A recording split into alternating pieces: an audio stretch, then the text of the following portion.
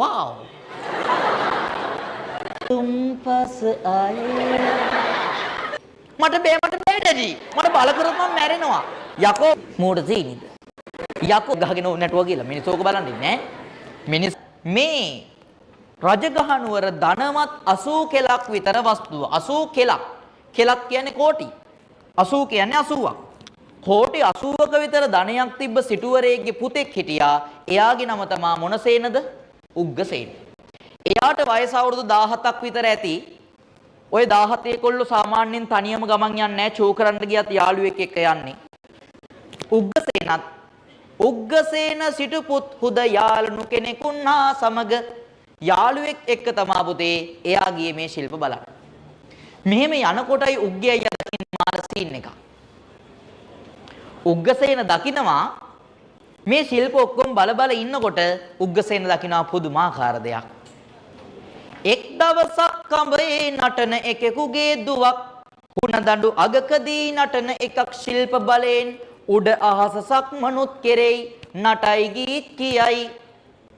උග්ගසේන සිටු පුත් උදයාලනු කෙනෙකුන් හා සමග මැස්සක් මත්තේ සිට ඒ ආසසිට නටන ඒ විද්දද්දුවගේ හාව භාව ලීලා දැක වායුදාත් වාදික රූප කලාප විකාරයක් බලවත් න්‍යායයි නොසිතා ඈ කෙරෙහි බලවත් වූ ප්‍රේම ඇතිව ලදොත් ජීවත් දෙමි නොලදොත් මිය මේ සිතාගෙන හැඳට නැගීලා වැද හොත්තාහ. මේ ටීම් එකේ නටක විද්‍යා ටීම් එකේ නායකයා ඉන්නවනේ. එයාකා කරන්නේ මෙහෙම දිග කඹයක් ගැට ගහලා පොල්ලක් බැලන්ස් කරලා ඒක උඩ යනවා.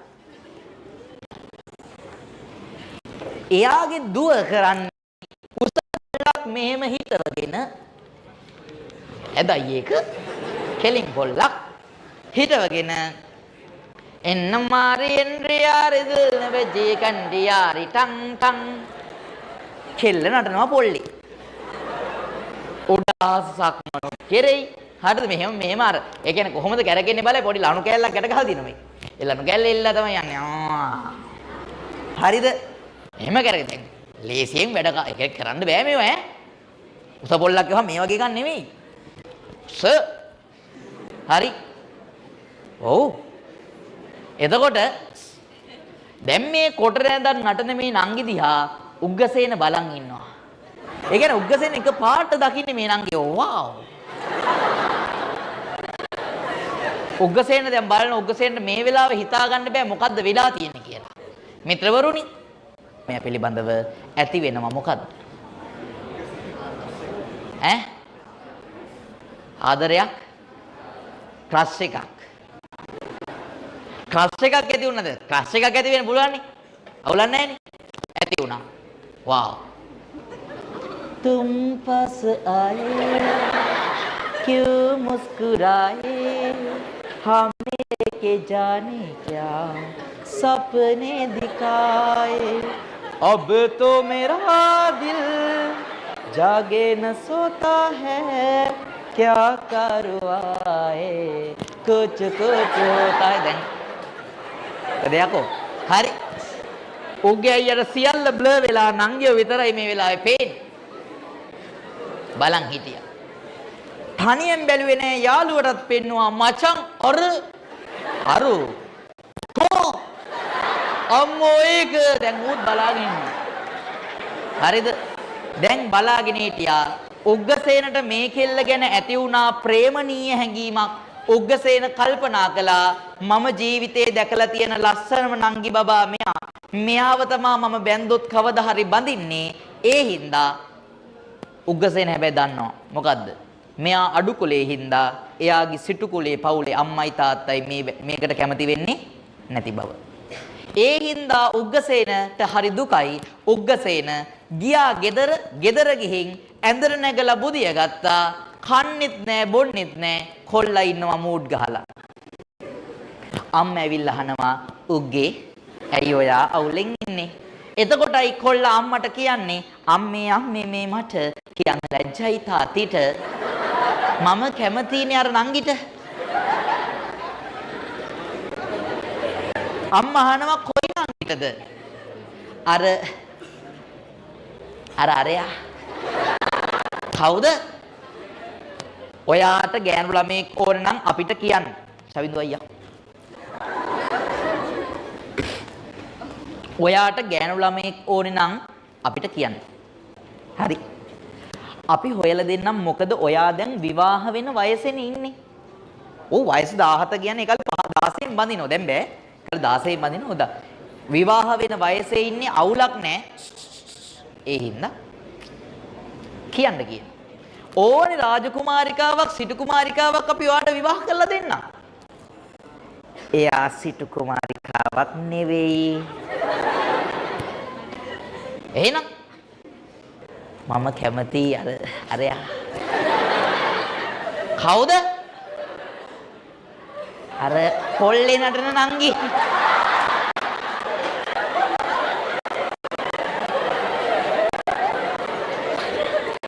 උග්ගසේනගේ අම්මා උග්ගසේනට කියනවා තොට පිස්සුද මීහරකෝ උන් අඩු කුලේ අපි උසස් කුලේ මේ අඩු කුලේ ඒක උන් අපි වගේ උන්ට ගැලපෙනවද තෝ හදාගත්තට හොඳයි මීහරකෙක් හදාගත්ත එක සිටුතුමත් එනවා අපි මහත්තයා බලන්නකෝ මේ මීහරක කියන කතාව සිටුතුමා අහනවා මොකද්ද මේකට අර පොලේ නටන කෙල්ල ඕනෙලු සිටුතුමා කියනවා පුත තෙල ලෙස කිරීම තොපටත් අපටත් තරම් නොවේ. මේ විදිහට කරන එක අපිට ගැලපෙන්නේ නැහැ. එම නිසා තරම් තැනකින් විවාහයක් කරගනින් අපිට ගැලපෙන කුලයකින් විවාහයක් කරලා දෙනකන් හිටපන්. මට බෑ ඩැඩි. මට බල කරොත් මම මැරෙනවා. යකෝ මෝ කිව්වා. ඌ මේ කියන්නේ මෙයා කිව්වේ මොකද්ද අම්මටයි තාත්තටයි ලද ජීවත් වෙමි රදොත් මීමි. එයාව ලැබුණොත් මං ජීවත් වෙනවා ලැබුණ නැත්නම් මම මැරෙනවා. පෛත්‍යංගාරයා. හරිද? යකෝ අර කෙල්ලෝ මොනේ කියනවා කරන්න දෙයක් නෑ දැන් අම්මටයි තාත්තටයි මෝ කැමති වෙන්නෙම නැති හින්දා යාළුවව ගෙන්නලා කිව්වා තාත්තා මසු දහසක් දීලා කහවණු 1000ක් දීලා මේ මසු දහස අරන් ගිහින් කෙල්ලගේ තාත්තට දීලා කෙල්ලව අරගෙන එන්න කිව්වා මාලිගාවට සිටු මාලිගාවට. යාළුවා මසුදහස අරගෙන ගිහින් කෙල්ලගේ තාත්තට දීලා කිව්වා අපේ උග්ගසේන ඔයාගේ දුව බලාපොරොත්තු වෙනවා සිටුතුමා කිව්වා මේ සල්ලි ටික අරගෙන දුව එවන්න කියලා ඉක්මන් කරලා ලෑස්ති කරලා ගන්න වරක් වෙනවා අර මිනිහා මෝඩ සීනිද යකෝ මදුව විකුණන්නා නැත රන් හැරගෙන නොදෙමි මගේ දුව විකුණන්නේ නැහැ රත්තරන් අරගෙන දෙන්නේ නැහැ යාව පිස්සු කරන්න එපා හරි ඇයි ඒ තාත්තේ දුවට ආදරෙ හින්දාද නෑ අපටත් රස්සානම් ඌම වේද ඕක යන්න හින්දායි අපි ජීවත් වෙන්නේ මං කොට රඹුඩියක් ගහගෙන ඕන නැටුවා කියලා මිනිස්සු ඕක බලන්නේ නෑ මිනිස්සු වෙන්නේ කෙල්ල නරනව බලන්න කෙල්ල පොල්ලේ නටද්දී තමා මිනිස්සු මේව බලන්නේ එතකොටයි අපි සල්ලි හම්බ කරන්නේ තේරෙන්නේ මැට්ටා නොලැබෙන්නේ නම් මිය ප්‍රයෝජනකින්ද ලැබෙන්නේ නැත්තම් මැරලා වැඩක් නෑනේ උග්ගසේන අපහා එක්වන්නාම දුව පාවා දෙන්නම්. අපේ කුලයට ඇවිල්ලා අපිත් එක්ක ඉන්න කැමති නම් අපි අපේ දුව විවාහ කරලා දෙන්නම්. මේක ගිහිල්ලා කිව්වා කියන්නකෝ සිටුතුමාට යකෝ මොන තරම් මේ අවුල් කතාවක්ද? ඒ කියන්නේ කෝටි 80ක ධනයක් තියෙන සිටුපවුලක් අතෑරලා දාලා අර අඩු කුලයට එන්න කියලායි මේ කතා කළේ. තදෙන් අර යාළුවා කියලා සිටුතුමාට කියනවා උග්ගසේනට මෙහෙම එන්නේ කිව්වයි කියලා. මාර සීන් එකනේ. මේ මෙන්ඩේ කිව්වහම සිටුතුමා කියනවා මේක නම් වෙන්න දෙන්න බෑ අපි කොහොම හරි මේක නවත්තන්න ඕනේ මොකද උග්ගසේනට තේරෙන්නේ නැහනේ මේවා උග්ගසේනට තේරෙනවද ඔය ගිහින් මේ කියන්නේ ඔය අඩු කුලේ තියෙන දේවල් ඌ දන්නවද පොලේ නටන්න නෑ ඌ මොකුත් දන්නේ නෑ ඒ හින්දා ඕකව ඔහෙ යවන්න බෑ කියලා කියද්දිත් උග්ගසේන රෙදි ටිකක් අරන් එනවලු මම මේ ලෑස්ති වුණා නෑදෑයෝ හිතවත්තු යාළුවෝ ඔක්කොම කියනවා උග්ගේ යන්න එපා උඹ දන්නේ නෑනේ පොල්ලේ නටන්න තියෙන ඒවා නැති කරගන්න නැතුව මෙහෙට වෙලා ඉඳපන් තියෙන ඒවා නැති කරගන්නවා කියන්නේ මං කියන්නේ සැප සම්පත්තිය නෑ හරි නැති කරගන්නද මෙහෙටලා ඉඳපන් කියලා කිව්වා මේ ගෑනු ළමයි හරි වලත්තයි බං හරි අපි කොච්චර ප්‍රියමනාප ප්‍රසන්න හැඟීමෙන්ද බං අපි මේ පාඩම කරගෙන යන්නේ මුංගේ දෙන මේ වල්ලිත් එක්ක අපිට විව කරන්න බෑ අපේ අම්මා දන්නව නම් එවන්නේවත් නැහැ මේ වගේ තැන්වල. හරි. මේ බලන්නකෝ.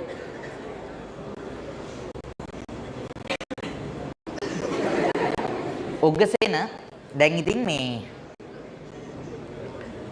රෙදි ටිකත් අරගෙන ගියා. කෙල්ලගේ තාත්තා දන්නවා බං මූ ආවට වැඩක් නැහැ මූ මොකොත් දන්නේ නැහැ කියලා. කරන්න දෙයක් නැහැ නේ. මූ මොකොත් දන්නේ නැහැ කියලා දන්නවා කරන්න දෙයක් නැහැ. අර කෙල්ලව විවාහ කරලා දුන්නා. තාත්තා කිව්වා කෙල්ලට මේ අයියව බඳින්න කියලා. කෙල්ල බැඳා. නොබෝ කලකින් ටික කාලයක් ගියාට පස්සේ එන දන්න දේවල් ගොඩක් නැහැ. උග්ගසේන දන්නේ හරක් ටික බලා ගන්න. උග්ගසේන දන්නේ පුතා හරක්ට තනකොළ ටික ගිහින් දාන්න. උග්ගසේන දන්නේ කරත් ටික බලා ගන්න. ඔය මොනවා හරි තියෙනවා නම් බඩුවක් මුට්ටුවක් එහෙට මෙහෙට ඇදෙන්න බදින්න කඹයක් ගැට ගහ ගන්න. ඒ වගේ දේවල් වලට පුළුවන්. එතනින් එහාට වෙන ශිල්පයක් ඌ දන්නේ නැහැ. අවුල්ද නැද්ද? ගෑනට හිතෙනවා උග්ගසේනගේ අර බිරිඳට හිතෙනවා මේක පට්ට නිකමෙක්. ඒ ගෑණි හිතන්නේ මූ කෝටි 80ක් අතෑරලා දාලා මා වෙනුවෙන්මයි මේ ආවේ අනේ මගේ සත්‍ය ප්‍රේම බුම්රාජයා කියලා එහෙම හිතන්නේ. හරිද? අර ගෑණි කල්පනා කරන්නේ මූ නම් නිකමෙක්. ඒ හින්දා දැන් සාමාන්‍යයෙන් ළමයව නලවන්නේ උග්ගසේනට අපහාස වෙන විදියට. සාමාන්‍යයෙන් අම්මෙක් ළමේ නලවනවා වගේ නෙවෙයි අර ගෑණි ගැල් රකින්න එකාගේ පුතා බර උස්සන එකාගේ පුතා මොකුත් දන්නේ නැති එකාගේ පුතා. උග්ගසේනට ඇහෙනවා ඒයි ගෑණි මේ නලවන සද්ද උග්ගසේනට ඇහෙනවා. ගීයක් යමක් අනෙකෙකු නොව Taman අරඹයා කියන බව දැනලා මේ මට වෙන්නේ නැති කියන්නේ කියලා ගෑණිගෙන් ගිහින් අහනවා මේ හැම මා අරඹයා කිව්දයි ඔය මට හෙන්නද කියන්නේ එසේය අනෙක් කාට කියම්ද තොපමකට ඇවිදිනා කටයුතු හේයින් තොපම අරඹයා කියමි උඹ කරන වැඩ ටිකනේ උඹට ඇහෙන තමයි කිව්වේ. උග්ගසේනට මල පැන්න බං ඇයියකෝ කෝටි 80ක් අතෑරලා දාලා මේ ගෑණි වෙනුවෙන් අහම මේ ගෑණි කතා කරන විදිය නුඹ නිසා විද්දත් වූවා මදින් නුඹගෙන් නපුරුත් ඇසුව මනාද? උඹ හින්දා අඩුකුලයකට ආව මදිවට උඹගෙන් මේ වගේ කතන්දරත් මං අහන්න ඕනේද? පාලායෙමි මං ඕව දාලා යනවා යන්න. කියලා කිව්වේ ඇත්තටම දාලා යන්න නෙවෙයි බං. සාමාන්‍යයෙන් ගිහිල්ලා අම්මලා ගෙදර ගිහිල්ලා අම්මා ඇයි මොකද දැන් එන්නකෝ කතා කරන්න. හැබැයි පිරිමියාට පුළුවන්ද බං? රෙදි ටිකත් අරගෙන ගිහිල්ලා අම්මලාගේ දොර ඉස්සර හිටගෙන ඉන්නවා. අම්මා අහනවා ඇයි මොකද? කෑලි ගහනවා. මොන ලැජ්ජාවක්ද යකෝ ඒක. අනිත් එක උග්ගසේනට කොහොමත් උග්ගසේන ගෙදර අකමැත්ත පිටමනේ ආවේ. එපා කියද්දිම ආවේ. දැන් යන්න බෑනේ රෙද්දක් ඇඳගෙන එතෙන්ට. උග්ගසේන විහිළුවට කිව්වේ කියන්නේ ගෑණි පණින එක නතර කරයි කියලා හිතාගෙනයි උග්ගසේන කිව්වේ. හැබැයි ගෑණි කියපු කතාවට උග්ගසේනට කර කියා ගන්න දෙයක් නැති වුණා. ඔය තොප ගිය තැන හුණමැනව. තොප කුමකුත් නොදත්ත තැනැත්තවුන්ගෙන් මට කම්කිම්ද? උඹ යනව නම් ඵලයන් ඉනව නම් ඉඳපන්. තෝ මොකුත් දන්නේ නැති එකේ. උඹේ මට වඩන්නේ නැහැ. ඇත්තනේ බං. උග්ගසෙන්ටත් කන්න දෙන්නේ ගෑණි පොල්ලකට නටලා. ඇත්තට මේ ගෙදර වැඩ කරන්නේ ගෑණිනේ. ගෑනට එන පෞරුෂයක් කොට නැගිලා තියෙනවා. ඇයි මේ මිනිහටත් කන්න දෙන්නේ මම මූ මගෙන් කාලේ ඉන්න එකේ. උග්ගසේනට හරියට අවුල් ගිහිල්ලා ගෑණි එක දිගට මෙහෙම කියලා එක දිගටම ළමයාව නලවන්න පටන් ගත්තා. අවක් කප්පණෙන් හැදුවසු රෑන අල්වා ඇදි සේදුවන්නාසේම කියා පුතු නලවයි. වැරදි විදිහට පිළියෙල කරපු අශ්‍රේයගේ රැහන්පට අල්ලා අදින ගමන් දුවනවා වගේ අර ගෑණි වැරදි වචන කියමින් අපහාස කර උග්ගසේනගේ මේ දරුවව නලවන්න පටන් ගත්තා. ඊට පස්සේ පුතා උග්ගසේන දුක හිතිලා පැත්තකට ගිහින් කල්පනා කළා මගේ මේ අභිමානය මෙයා මෙච්චර ආඩම්බර මෙයා මට වඩා ලස්සන හින්දාවත් මට වඩා කුලවත් හින්දාවත් මට වඩා සල්ලි තියනවත් හින්දා නෙවෙයි. මෙයාගේ මේ අභිමානය මෙයාට ශිල්ප පුළුවන් මට ශිල්ප බෑ. මෙයාට පුළුවන් පොල්ලේ නටන්න මට පොල්ලේ නටන්න බෑ. මාත් ඉගෙන ගත්තොත් පොල්ලේ නටන විදිය මේ ගෑනට හොඳ පාඩමක් උගන්වන්න පුළුවන්. පොල්ලේ නටන්න හොඳටම දන්නේ මයිල නුවන්. මයිල නුවන් කියන්නේ මයිල් තියෙන නුවන්ද? නෑ. ඒ ගරු කටයුතු මාමණ්ඩි. මාමණ්ඩි කියන්නේ කෙල්ලගේ තාත්තා. කෙල්ලගේ තාත්තට තමයි මයිල නුවන් කියන්නේ මාමණ්ඩිට. මාමණ්ඩි ළඟට ගිහින් කිව්වා මාමේ මටත් උගන්වන්න පොල්ලේ නටන්න.